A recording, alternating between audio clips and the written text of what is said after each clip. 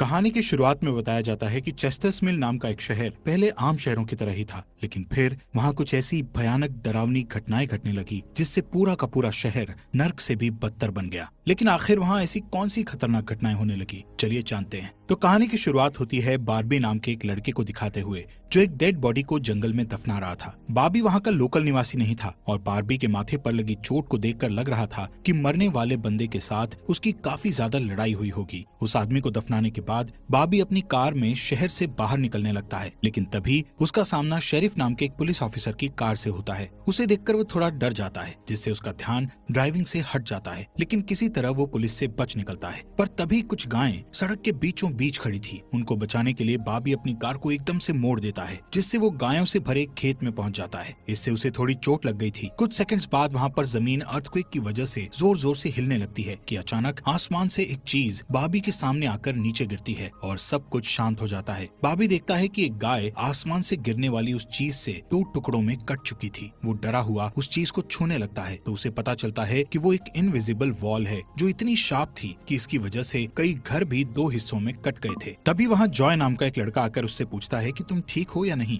वो भी उस इनविजिबल दीवार को देखकर शॉक्ड रह जाता है। दूसरी तरफ शेरिफ और लिंडा को खबर मिलती है कि उस पूरे टाउन की पावर सप्लाई कट गई है, फोन लाइंस बंद हो गई हैं और इंटरनेट भी काम नहीं कर रहा है। यहाँ तक कि सारे सैटेलाइट कनेक्शंस भी काम करना बंद कर गए थे। तभी शहर के ऊपर से उड़ रहा एक प्लेन उस इनविजिबल वॉल से टकराकर क्रैश हो जाता है, जिसे देखकर लोग और भी ज्यादा घबरा गए थे। और ये बात कंफर्म हो जाती है कि ये सिर्फ एक इनविजिबल दीवार नहीं बल्कि एक राउंड शेप डोम यानी गुम्बद है जिसने आधे शहर को कवर कर लिया है। वहीं दूसरी साइड हम एक रेडियो स्टेशन पर फिल और उसकी असिस्टेंट डोडी को देखते हैं जो सिग्नल लाने की कोशिश कर रहे थे। वो दोनों थोड़ा कंफ्यूज थे कि अचानक सिग्नल क्यों चला गया। यहाँ पर फिल को लगता है कि ये अच्छा मौका है उनकी रेडियो रेटिंग्स को हाई करने का, इसलिए वो दोनों सिग्नल को ठीक करने में लग जाते हैं। वहीं एक फायर ट्रक डोम की दूसरी तरफ से आ रहा था, जिसे देख बार्बी ट्रक वाले को इस इनविजिबल वॉल की तरफ इशारा करता हुआ उसे रुकवाकर क्रैश होने से बचा लेता है। थोड़ी देर बाद वहाँ इन्वेस्टिगेशन करने के लिए कुछ पुलिस वाले आते हैं, पर इस इनविजिबल डोम को समझना उनके बस की बात नहीं थी। उसी समय वहाँ पर एक शहर का काउंसिलमैन जिसका नाम बिग जिम था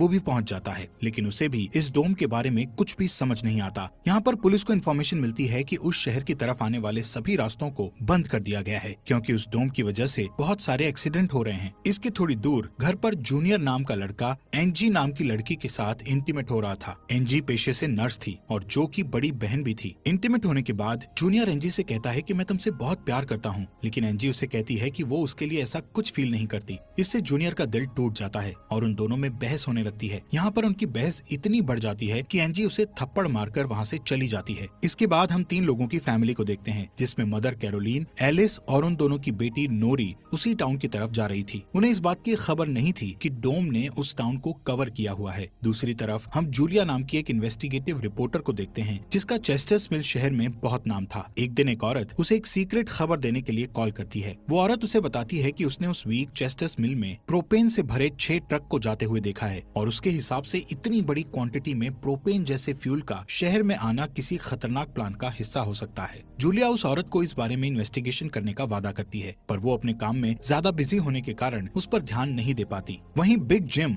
रेडियो स्टेशन जाकर इमरजेंसी की अनाउंसमेंट करता है। कैरोलीन जो एलिस और नॉरी के साथ शहर में आ रही थी ये अनाउंसमेंट सुन लेती है, पर उन्हें लगता है कि ये किसी तरह का एडवर्टीजमेंट है, इसलिए वो इस अनाउंसमेंट पर ध्यान नहीं देती और उनकी कार डोम से टकराते टकराते बचती है क्योंकि उससे पहले दूसरी तरफ से आ रहा एक ट्रक डोम से टकराकर क्रैश हो जाता है, जिसे देखकर वो तुरंत अपनी कार की ब्रेक लगा देती है। इतने बड़े इंसिडेंट को देखकर नॉरी के दौरे पड़ने लगते हैं, जिससे वो बेहोश हो जाती है, लेकिन बेहोश होने से पहले वो किसी पिंक स्टार के बारे में कहती है। अब यहाँ से नॉरी को जल्दी से हॉस्पिटल में ले जाया जाता है, जो कि टाउन में होने वाली घटनाओं से घायल हुए लोगों से भरा पड़ा था। वहीं जूलिया और बार्बी घायल हुए लोगों को हॉस्पिटल ला रहे थे। इसी हॉस्पिटल में जूलिया का हस्बैंड भी डॉक्टर था। वो उससे मिलने जाती है, लेकिन उस वक्त उसका हस्बैंड हॉस्पिटल में नहीं था। हॉस्पिटल में जूलिया को पता चलता है कि उसका हस्बैंड संडे को कभी काम नहीं करता था, पर वो जूलिया को हमेशा झूठ बोलता आ रहा था। हॉस्पिटल के बाहर हम बार्बी और एंजी को मिलते हुए देखते हैं। दोनों को साथ देखकर जूनियर के अंदर एक अलग सी जलन पैदा होती है। वहीं अब टाउन के बॉर्डर्स को सैनिकों द्वारा सील कर दिया जाता है।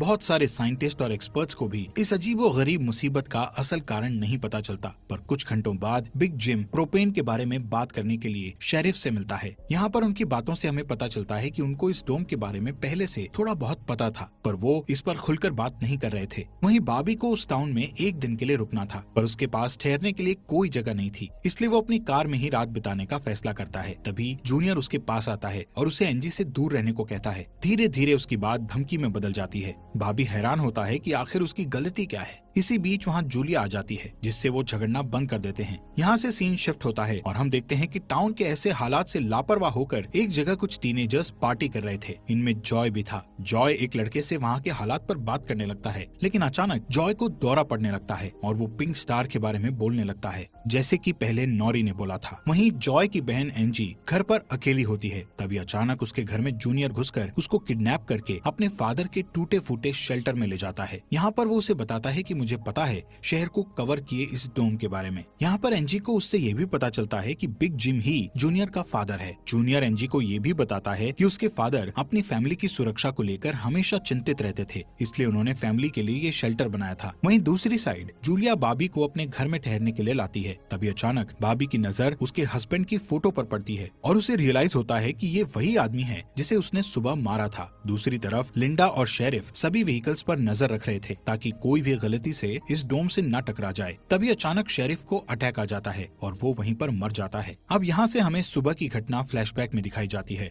जहाँ बॉबी टाउन में जूलिया के हस्बैंड जो डॉक्टर थे उनसे मिलने आया था। वो उनसे कुछ पेमेंट की बात करता है, पर डॉक्टर उसे पेमेंट देने से इनकार कर देता है, जिस वजह से उन दोनों में झगड़ा हो जाता है और एक्सीडेंटली बॉबी उसे गोली मार देता है। बॉबी जानता था कि भले ही उसने उसे गलती से मारा है, पर उसे इसकी सजा मिलेगी और इससे बचने के लिए उसने उसकी बॉडी को जंगल में दफना दिया। वहीं प्रेजेंट में सुबह उठकर बारबी देखता है कि उसके गले की चेन गायब है, तो वो जूलिया से इसके बारे में पूछता है। जूलिया उससे कहती है कि वो उसकी चेन को ढूंढकर उसे दे देगी, पर तभी बॉबी को याद आता है कि वो चेन उस केबिन में ही गिर गया था जहाँ उसने उसके पति को मारा था। उधर जॉय अपने फ्रेंड बेन के साथ था, जिसने पिछली रात सीजर के वक्त उसकी मदद की थी। बेन जॉय से पिंक स्टार के बारे में पूछता है, जो उसने रात को दौरा पड़ते वक्त कहा था, लेकिन जॉय को उसके बारे में कुछ भी याद नहीं आ रहा था। वहीं रेडियो स्टेशन में डोडी एक स्पेशल डिवाइस की मदद से डोम के बाहर वाले लोगों से कांटेक्ट करने में सक्सेसफुल हो जाती है। वो सोल्जर्स को आपस में बात करते हुए सुन सकती थी, पर वो उनसे कुछ नहीं कहती। वहाँ सोल्जर्स भी कंफ्यूज थे कि आखिर ये इनविजिबल वॉल क्या है। दूसरी तरफ बिग जिम रेस्टोरेंट में बैठा ब्रेकफास्ट कर रहा होता है कि लिंडा वहाँ आकर उसे शेरिफ के मरने की खबर सुनाती है, जिससे वो लोग तुरंत बंकर में डेड बॉडीज को दफनाने वाले के पास जाते हैं, जिसका नाम लेस्टर था। उधर एंजी शेल्टर में किसी को मदद के लिए बुलाने की पूरी कोशिश करती है, पर वो कामयाब नहीं होती। तभी जॉय वहाँ आता है और उसे चेन के जरिए बेड से बांध देता है। वहीं बिग जिम लेस्टर को अपने साथ लेकर आता है, जो कि शेरिफ का ही दोस्त था। शेरिफ की मौत से वो बहुत दुखी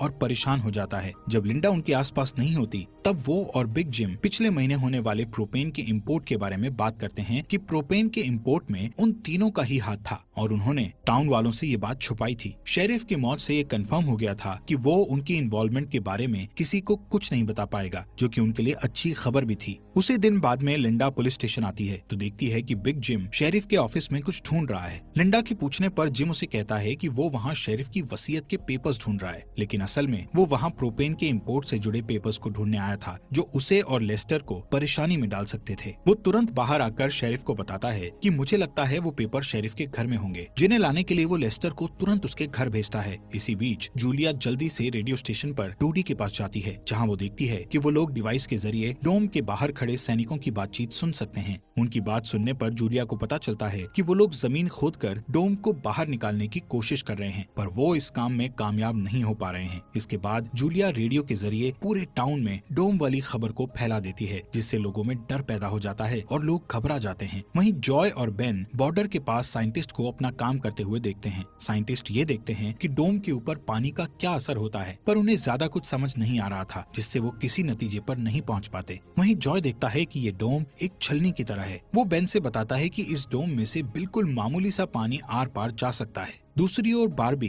अपनी चेन ढूंढने जूलिया के हस्बैंड डॉक्टर के केबिन में जाता है। वहाँ उसे उसका चेन मिल जाता है, पर तभी जूनियर वहाँ आकर उसे देख लेता है। जूनियर उससे पूछता है कि क्या तुम एंजी के साथ सोए थे। यहाँ पर बार्बी को लगता है कि शायद उसने उसे चेन ढूंढते हुए देख लिया है और इसीलिए वो जूनियर को ऐसे ही वहाँ से जाने नहीं दे सकता था, इसलिए वो जूनियर को बहुत बुरी तरह से पीटने लगता है। वहीं हम देखते हैं कि लेस्टर शेरिफ के घर पहुंचकर प्रोपेन इंपोर्ट के पेपर्स को ढूंढने लगता है। कुछ टाइम बाद उसे वो पेपर्स ड्रॉवर में मिल जाते हैं, तभी वो उन्हें जला देता है। जब वो वहाँ से जाने लगता है तो उसका पैर लगने से पेपर्स की आग घर के पर्दों पर लग जाती है, जिससे आग की लपटें पूरे घर में फैल जाती हैं और पूरा घर जलने लगता है, जिसे देखकर जल्दी ही बहुत सारे लोग जमा हो जाते हैं और आग बुझाने की कोशिश करते हैं, पर फायर ट्रक के बिना आग बुझाना नामुमकिन था। अगर वो लोग घर को जलने देते तो डोम के अंदर का टेम्परेचर बहुत बढ़ जाता, जिससे लोगों की जानें भी जा सकती थी, इसलिए सब मिलकर आग बुझाने में लग जाते हैं। बाबी लोगों को आग बुझाने में लीड करता है। तभी लिंडा को घर के अंदर से लेस्टर की चीखने की आवाजें सुनाई देती है। वो अंदर जाकर उसे घसीटकर बाहर निकाल लाती है और इलाज के लिए डॉक्टर के पास भेज देती है। यहाँ पर लोगों को आग बुझाने में 1 घंटे के बाद भी कामयाबी नहीं मिलती, उल्टा आग और भड़क जाती है। आखिर में जिम लोडर लेकर आता है और घर को गिरा देता है। तब कहीं जाकर आग शांत होती है। इसके बाद सारे थके हुए लोग इकट्ठा होते हैं। उनमें से पॉल नाम का एक पुलिस वाला फ्रस्ट्रेट होकर कहता है कि हम सभी लोग इस डोम से कभी भी बाहर नहीं निकल पाएंगे, क्योंकि ये डोम आग से जो धुआं निकला है उसे बाहर नहीं निकलने दे रहा। वो कहता है कि हम सभी इस डोम के अंदर ही मरने वाले हैं। इतना कहता हुआ वो हवा में गोली चला देता है, जो कि डोम से टकराकर एक दूसरे पुलिस वाले को लग जाती है और वो तुरंत मर जाता है। यहाँ पर पॉल को अरेस्ट कर लिया जाता है। अंधेरा होने पर जॉय और उसके दोस्त स्केटिंग के लिए जाते हैं। तभी वहाँ पर नोरी जॉय के पास आकर उसे कहती है कि उसे अपना फोन चार्ज करना है। जॉय उसे अपने घर ले जाता है, क्योंकि उसके घर में जनरेटर था, जो कि उस टाउन के गिने चुने घरों में ही था। उधर लिंडा पॉल को जेल लेकर आती है। वहाँ कुछ लोग पुलिस स्टेशन के बाहर प्रोटेस्ट कर रहे थे। असल में वो लोग पुलिस के घटिया सिस्टम का विरोध कर रहे थे। जिम उन सबको ये कहकर शांत करता है कि जरूरत पड़ने पर उन सबकी मदद की जाएगी। लॉकअप में बंद होने के बाद पॉल को हार्ट अटैक आ जाता है, जिससे लिंडा उसकी मदद के लिए दौड़कर अंदर जाती है, लेकिन तभी उसे पता चलता है कि पॉल सिर्फ अटैक आने की एक्टिंग कर रहा था। इसी मौके का फायदा उठाकर पॉल उसे धकेलकर उसे लॉकअप में बंद करके वहाँ से भाग जाता है। इधर बंकर में जूनियर फिर से एनजी के पास जाता है। एनजी समझ चुकी थी कि अगर उसे यहाँ से निकलना है तो उसे जूनियर को झूठे जाल में फंसाना पड़ेगा, इसीलिए वो उससे अपने बचपन की यादें साझा करती है,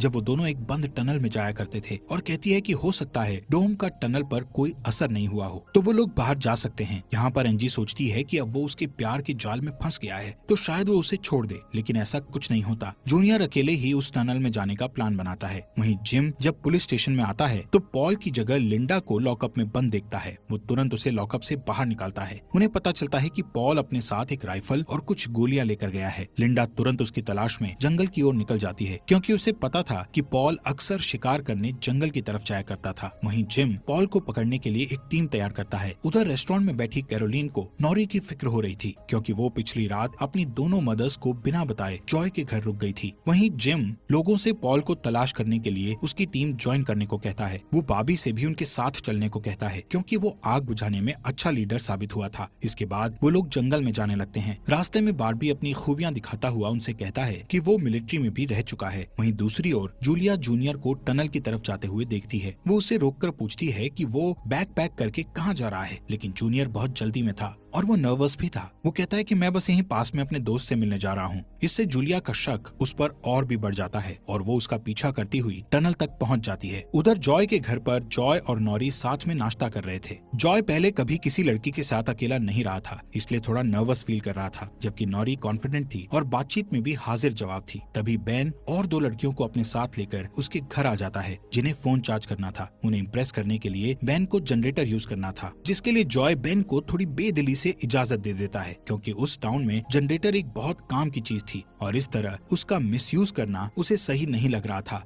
उधर जंगल में हम देखते हैं कि सर्च टीम पॉल को ढूंढ लेती है, पर उसी टाइम पॉल एक लड़के की टांग में गोली मार देता है। दूसरा लड़का भी उसे संभालने के लिए वहीं रुक जाता है, जबकि जिम और बार्बी पॉल के पीछे भागते हैं। दूसरी तरफ जूनियर टनल के आखिरी सिरे पर पहुंच जाता है, जहां पहुंचकर उसे पता चलता है कि डोम ने टनल को भी कवर किया हुआ है। वो दीवार के बिल्कुल करीब पहुंच जाते हैं, जिससे उसकी टॉर्च जलने लगती है। तभी जूलिया वहां आकर उसे वार्न करती है। जूलिया को देखकर देखकर जूनियर को बहुत गुस्सा आता है क्योंकि वो उसका पीछा कर रही थी। इस बात से जूनियर पागलों की तरह उस इनविजिबल वॉल को मुक्के मारने लगता है, जिससे जूलिया उसे रोकती है। फिर दोनों बैठकर बात करने लगते हैं। जूलिया उसे बताती है कि अपने पास्ट में की गई एक गलती की वजह से वो जर्नलिस्ट की इस बेकार सी जॉब में फंस गई है। उधर जॉय का घर लोगों से भर जाता है जो अपनी अपनी जरूरत के लिए उसके जनरेटर को यूज करने के लिए आए थे। एक बदमाश लड़का लोगों से जनरेटर यूज करने के बदले में पैसे वसूलने की कोशिश करता है, जो कि उसका था ही नहीं, लेकिन उसके खिलाफ बोलने की किसी में हिम्मत नहीं थी। ये देखकर नॉरी सब कुछ हैंडल करने के लिए आगे बढ़ती है, पर मामला और भी ज्यादा गर्म हो जाता है। लेकिन इससे पहले कि कुछ गलत होता तभी लाइट ही चली जाती है। नॉरी इस बात से बहुत खुश होती है कि जॉय ने उस बहस में उसका साथ दिया। वहीं जंगल में बॉबी और जिम पॉल तक पहुंच जाते हैं, पर पॉल ने अपनी राइफल निकाल रखी थी, जिससे वो जिम को मारने ही वाला था कि तभी पीछे से लिंडा आकर उसे शूट कर देती है। दूसरी साइड कैरोलीन जॉय के घर जाकर अपनी बेटी नोरी से मिलती है। वो नोरी से कहती है कि उसे थोड़ा जिम्मेदार बनना चाहिए। उसकी डांट सुनकर जॉय और नोरी एक दूसरे का हाथ पकड़ लेते हैं, जिससे एक स्ट्रेंज स्पार्क पैदा होता है और उसी वक्त दोनों को दौरे पड़ने लगते हैं। वो दोनों एक साथ किसी पिंक स्टार के बारे में बात कर रहे थे। उधर जूनियर शेल्टर में एनजी के पास जाता है, लेकिन इस बार उसके हाथ में फर्स्ट एड किट थी। एनजी उसके जख्मों पर मरहम पट्टी करती है और चुपके से सीजर अपने पास रख लेती है। वहीं हम देखते हैं कि जूलिया और बार्बी दिन भर की थकान के बाद वापस घर लौटते हैं, लेकिन